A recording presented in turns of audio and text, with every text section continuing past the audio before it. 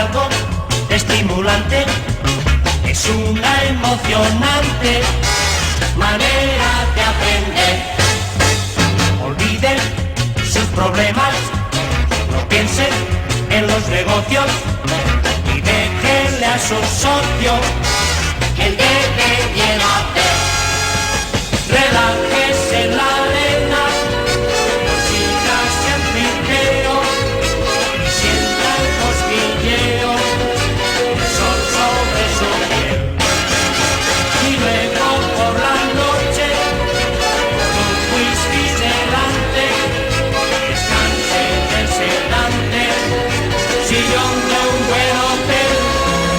Me gusta hacer turismo, olvide sus problemas y déjenle a su socio el debe y el hacer.